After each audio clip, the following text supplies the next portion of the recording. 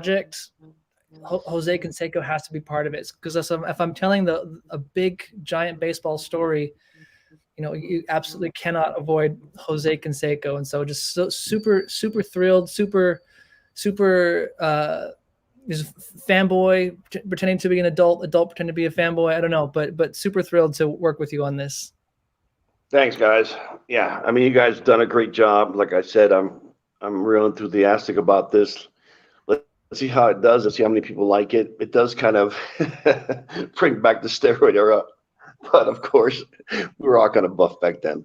We were all built people. I don't think people knew that if a lot of these players took off their shirts, we looked like little mini bodybuilders. It was a great time. It's strange. So Daniel and I grew up. To get in.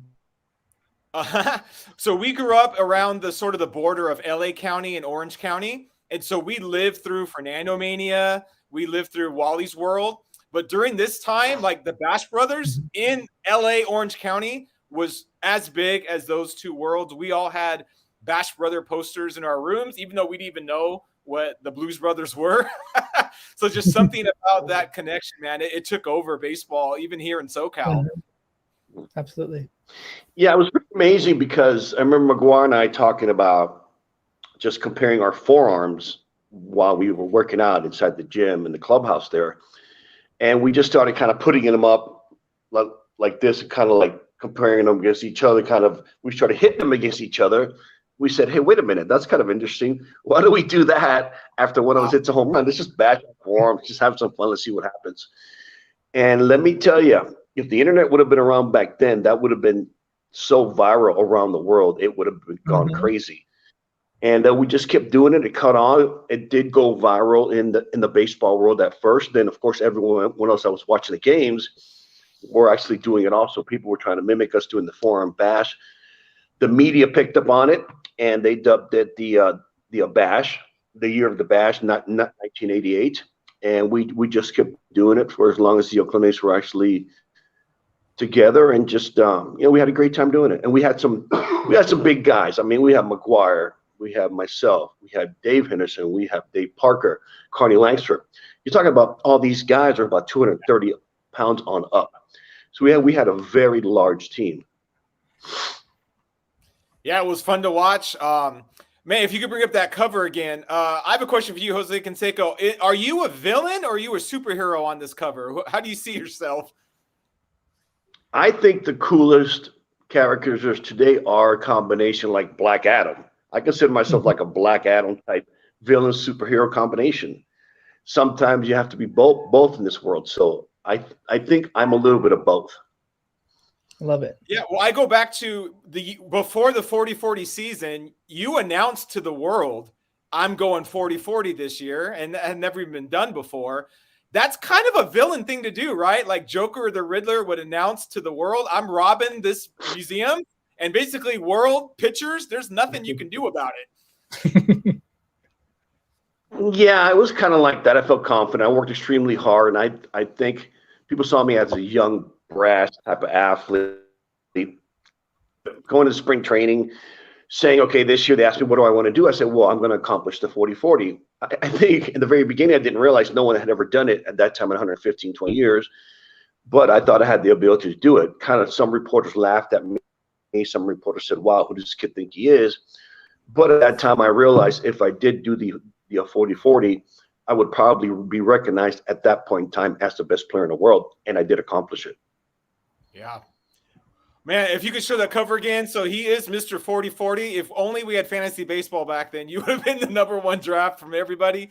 Get your Jose Canseco Pop Fly copy. Only available until Sunday. You got some different autograph options on there. Keep getting the fan questions in. Man, I was looking at all the teams you played on, Jose Canseco.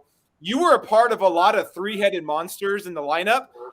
We had you with Carlos Delgado and Sean Green, Rafael Palmeiro and Juan Gonzalez, Nomar and Mo Vaughn, Maglio Ordonez and Paul Konerko.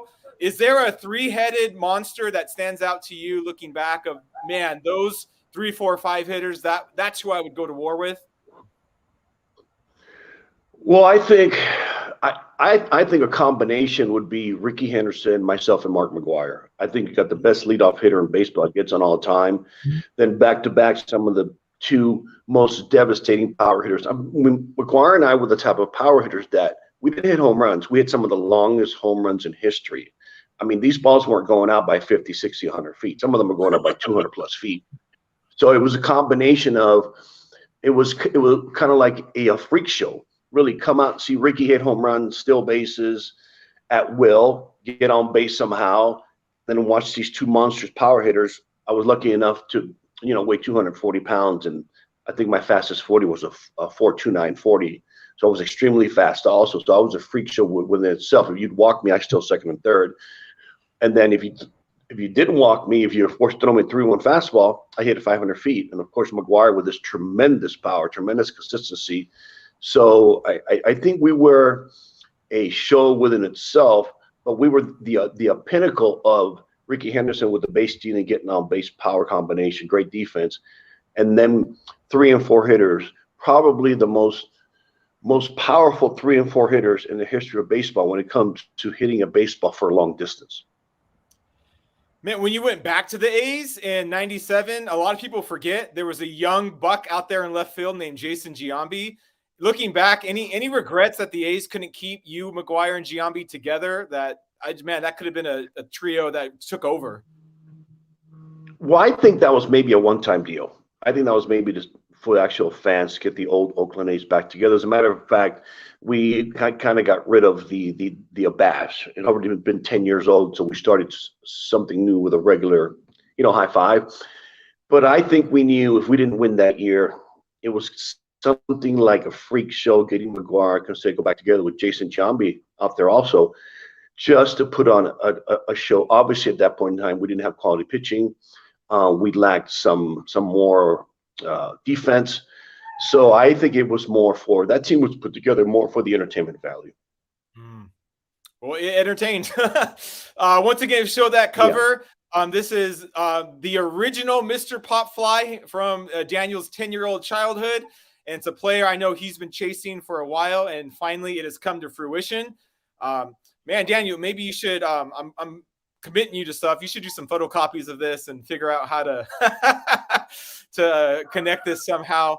What about you, Daniel, as an LA kid? How did your focus come off of the Dodgers and out into the Bay of what was going on there? You're on mute, Daniel. Thanks. Especially when you're young, you gravitate towards the guys who can throw hard and the guys who can hit hard.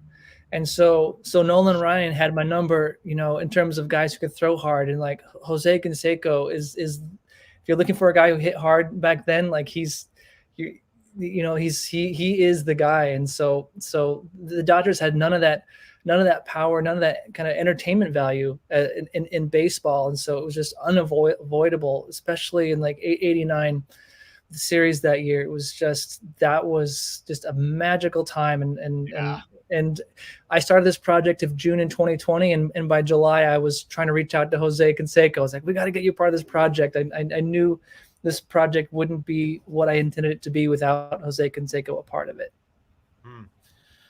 Jose, I have a question. If you could put an urban legend to death, or actually if it's valid or not, there's an urban legend that when your brother was on the A's, that you would sneak his jersey on in the tunnel and maybe take a pinch hit at bat. Did this ever happen? That never happened. Of course not. First of all, we look alike, but not that much alike. I'm taller. I'm heavier. I'm better looking, of course, even though we're identical twins. But no, that's just an urban legend that's, again, created as a myth. No, never happened. Okay, glad to confirm. That's a good strategy, though. If you could find some twin brothers, do a little extra pinch hit in action. Hey, one of my favorite players, Cespedes, he's on the Cuba team. I'm curious, if you were invited to be on the World Baseball Classic, would you lean towards Cuba or would you do the USA? Well, I think whichever one would invite me first. Obviously, I'm 50. I'm going to be 59 years old, so nobody's going to invite me to play or coach in any way, shape, or form especially with being involved with the PE era. But I think whichever team considered me to play first, I would definitely play. If I was of age, of course, but I'm way too late. I mean, do you find your heart I don't know if you're actually, do you watch baseball at all? Do you watch any of the World Baseball Classic? I do some. I don't watch a lot of seasonal games. I'll watch playoffs and World Series. But what I am right now is really big into staying in shape, softball, golf, helping certain, celebrity events. I'm about to do one in Houston on the 18th. So, yeah, it's a lot of fun staying in shape and hitting softballs 500 feet. Hey, I'd love to share a childhood memory I had watching you play on the Yankees against my Angels. You were in the ninth against Percival, and he threw like 9 curveballs in the dirt. And you yelled at him visibly from the batter's box, be a man and throw a fastball. And then the next day, in the ninth, he beans you with the fastball. And I thought you were going to kill my team. Do you have any memories of that incident? And do you look back? Are those funny now? Like looking back, is that still tense? I do remember. I remember Percival coming in, and he had me in a 3-2 count, and he had basically blown everybody away with a fastball. He was known for his fastball, throwing high 90s. And 3-2 count, I knew he was going to throw me a fastball. This guy throws me the most wickedest curveball in the world for a strike. And then I screamed at him, I can't believe you threw me a fucking curveball and a fastball count. You wimp, or I called him like a wimp or something like that. I think the next day I went up to bed. He drilled me with a fastball right in the ribs. So yeah, I definitely remember that. Yes, I was. Yeah, I think he said, "Here's your fastball." He hit me right in the ribs with it or something. Yes. Hey Daniel, is there a fan question that has come out to you and caught your eyes? Yeah. So here's a question. I'm going to ask a question from the fans here. I'm not sure who this is. It doesn't have their name listed, but reach out to me. I'll get you a free pop fly. But kind of bridging old school and new school. He says, as the leader of one of, if not the most powerful home run duos, how much did launch angles factor into your approach, and what is your opinion of this approach in the modern game? Well, back then we didn't have that. Remember, this was the 80s, 90s, so we didn't have that type of launch angle, exit velocity, and a way to actually measure it. Back then, it wasn't a big deal. I knew that my uppercut swing would enable me to hit more fly balls and home runs. So I basically used the launch angle way back before it was even invented or even thought about. A lot of guys thought that I had hitching my swing and too much of an uppercut. But now you start realizing that that's the proper way to hit a fastball and breaking balls and so forth to get them airborne. Because when you get a ball in the air, more positive things happen. Your batting average goes up. Your slugging percentage goes up compared to hitting a ball on the ground. Obviously, when you hit a ball up in the air, it's very rare to get a double play. No matter how hard you hit the ball down, a lot of times you're susceptible to that double play ball. Mm-hmm. Awesome. Well, Daniel, can you show the print one more time? And again, to remind everybody, this is retired forever on Sunday. So go to popflypopshot.com. There's an autograph option you should totally get. There's a Rookie of the Year inscription. Man, Mr. Jose Canseco, you captured the hearts of these LA Orange County kids. That's how fun it was to watch you. Thank you for providing us entertainment. Thanks for joining us today. Any last word you want to give to your fans? I think you guys did a great job. That caricature is closely related to me. Pretty close, guys. Good job. Thanks. Awesome. Well, Mr. 4040, thank you for your time. Thank you for all you've done. Thank you. Take care, guys. Thank you. Take care, Jose. We just talked to Jose Canseco. Wow. Wowzers. Yeah. Now, again, I don't want to just gloss over it. So as 10-year-old Daniel and Evan, like, again, we have the Dodgers were a World Series team at that point. The Angels have Wally World. Like, we were gravitated towards this McGuire, Canseco, Ricky Henderson, like, freak show, as he called it. Yeah. Yeah, it's wild. And I've been thinking about that more as I'm doing this, because someone mentioned in some of the write-ups that I've done, I had said, ask any non-baseball fan to name 3 baseball players, and Jose Canseco's name was probably going to be one of them. And I don't know if it's a coastal thing, but someone mentioned, oh, it's going to be Babe Ruth, Mickey Mantle, Aaron Judge. And I'm like, no one's going to mention Aaron Judge. Like Jose Canseco, they're going to mention Babe Ruth. And it feels like Jose Canseco would still be in that same breath, because I can't, unless you were there, I can't describe just how electric it was to have him and McGuire and Ricky Henderson. Like he hit the nail on the head. It was just this superhuman lineup there, and it was, not only was it good baseball, but it was good entertainment. Yeah, I mean, that was the era. Remember the old Braves pitcher commercial, the chicks dig the long ball? Mm-hmm. That was the era. Like home runs were everything. And so watching him and McGuire go nuts, like we're literally, you have every 2 innings, every third inning, you got 2 guys that could go deep at any moment in time. And Jose said it, not just go deep, but I mean, we're talking 4th deck in the Sky Dome, 500-foot shots, 540. Yeah. And add to that, the artistic flair at which it's done. Like Ricky Henderson is a character in and of himself, and the Bash brothers as a duo are very much characters. And so it was theater. Like it was powerful. Yes. And it was amazing for baseball, but it was also theater. And that never really dawned on me up until this project, just how just visual and showy it was. And it's hard to get more visual, more showy than Jose Canseco in that lineup. Yeah. Like a couple years ago when MLB did the Let the Kids Play, where, they want players to be more flamboyant. This was the era where you didn't stare at a home run, because that was considered showing up the pitcher. And if you did, you get hit coming up. And so you had these 2 monsters that doing these big elbows and high fives, like no one else was doing that. If you hit a home run, look at an 80s home run. They just ran around the bases and got back in the dugout. It's not like today with the bat flips and stuff. And so as a kid, you're like, they were comic book character video game guys. 100%. Man, can you bring up your childhood print? You thought I was going to say the pop fly, huh? I did.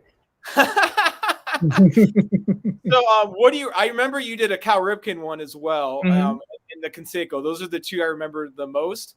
What do you remember? Just like what else did you do? What other players perked your interest in the late 80s? And what's it like doing an adult version of this? I think in terms of players, Cal Ripken, like you mentioned, I think was hanging in your bedroom for a while. I had drawn it for you, and I'm certain I have drawn a Fernando for you at some point. I can remember Dale Murphy, of course, was a guy. Ricky Henderson was one of the other drawings that I have here. I really love the A's, particularly like 88, 89. Just loved the A's. So Ricky Henderson was one of those guys. I'm trying to think of some more, but it's interesting looking back and reflecting on it now as an adult. There's so much of the pop fly aesthetic or sensibility in this picture here that it's fun to look back on. And it says the 40-40 man here on this piece, and I just as a nod to my little childhood self, I had to make sure I called him the 40-40 man on my new piece. That's for myself there, but I love how there's so much carryover here, and writing Canseco's name in this trying to emulate the A's font there, and having some comic book little goofy taglines like "Jose, can you see?" over there, and just having the 40 on the bat and the 40 on the base there, just trying to tell a story here. And so that's what's fun about looking back, is that there was a little storyteller here that loved baseball, and it's so wild to be still a little kid with responsibilities and decades of experience, still doing the same thing that I loved when I was 10. Yeah. So can you show the pop fly one as well? Sure. So yeah, this is you've matured a little bit as an artist for sure. But you can see how like it's your soul is in both of these. You know, there it's just a more matured adult version of what you've always done, and now it's available to the masses. It's not just in your bedroom. And I think what I like about this particular issue and week is if you pull up any random interview of Jose Canseco, I'm trying to say it delicately, most of the interview is not actually about baseball. He's lived a very colorful life. We're in case you're wondering why do we didn't ask anything, we're not stupid. We know what his life has entailed, and we've seen the interview. But as a 10-year-old, he was just a home run hitting machine. And so for me, this week kind of goes back to that, where it's like, let's remember, like his baseball has almost gotten lost in the mess of everything. Yeah, 100%, and he makes a great point too. And again, I don't want to get into that too much, but I think that same colorful lifestyle that you alluded to earlier, his brother also like partook in, but and it's his twin brother too. But Jose Canseco was just another caliber.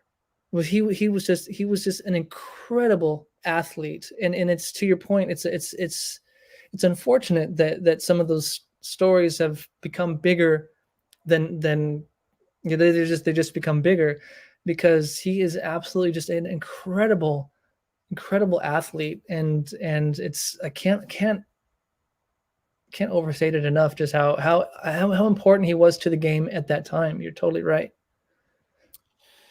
Yeah, I mean, it's almost like the 40-40 has been forgotten because he beat up Danny Bonaducci, you know. Yeah, it's true. And I love his own words. He kind of framed himself and described himself as not necessarily a hero or a villain, but he's more of a gray person. And you think about Jose's contributions to baseball, they're very gray, where on one hand, him exposing what was happening behind the scenes and behind the locker room, like that hurt the game a lot, but it also rescued the game a lot. It brought some truth that needed to be revealed. And so he like hurt and freed baseball all at once. And it's not as black and white to say hero or villain. I totally love that part of the interview when he said that, because I think that's what makes the most interesting characters, not heroes or villains, but just interesting characters. They're complicated, and it's great, and it's messy, and you kind of have to deal with yourself as you deal with that character. I love Silver Surfer, and he is a hero and a villain, depending on who it is you're looking at. And those complicated characters I love and I'm drawn to, and he is exactly that. Yeah, Superman is a little bit boring. Like, he's so good and selfless that you need a character like Batman, who's a little Silver Surfer, a little bit more interesting sometimes.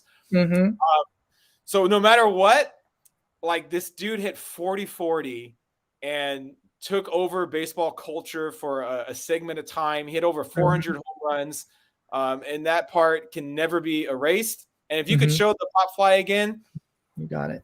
This is only available till Sunday, and you can get Daniel's autograph comes with everyone, but you can go ahead and get the Jose's autograph. You can get a Rookie of the Year inscription autograph. And I mean, you cannot write a book on baseball and not have a chapter talking about the late 80s A's. It's impossible. Absolutely. Well said. Dan, anything else going on in the pop fly world that you want to bring to attention? Just still rocking and rolling. We've got football coming up on Super Bowl Sunday. Season 2 of football will be coming out in just under a week, and we've got more awesome collaborations lined up. We've got a great Hall of Famer lined up for next week. Super excited, and it's a lot of fun. It's a lot of fun having right now, and a lot of fun coming up. Nice. I noticed your Pop Fly Fernando Mania shirt, Hulk Hogan style, and Fernando's jersey finally is getting retired by the Dodgers. Yes, celebrate that, man. It's a crazy thing to like, oh yeah, his number's retired, right? And to look up there and it's not on there. He's just one of those like, I thought that was probably retired probably 20 years ago. Yeah, it was one of those unofficially retired, like no Dodger has ever worn it. but Mhm. it's time to put that jersey in the rafters. And that shirt is available if you would like to celebrate Fernando Mania, popflypopshot.com. Mhm. Football drop is going to happen on Super Bowl Sunday. Yep. Any Season 2. hints? So baseball's a Hall of Famer. Any football hints? If all goes to plan, hopefully we'll have a good an important Super Bowl moment dropping Okay. on Super Bowl Sunday. Important Super Bowl moment. All right. Mhm. So go to popflypopshot.com. Get your Canseco reserved now. Get an autograph option, the Rookie of the Year option. I'm pretty stoked about this. I'm turning 10 again with just looking like he's a superhero. He really is a superhero that I'm in awe of, and he scares me a little bit all at the same time. I agree. I'm not nervous for these things, but this one I got nervous for just because it's Jose Canseco. It's like interviewing Superman. Like if you are 40 something, we just talked to Superman. Superman with a little bit of an edge to him. Yeah. Yep. Awesome. Well, hey, everyone, thank you for joining us on this Tuesday. Get your Jose Canseco print. This is one you don't want to slip through your fingers. Get that autograph option. Thanks for joining us, and stay tuned on Sunday to see what new is happening. See ya. Thank you all. Bye.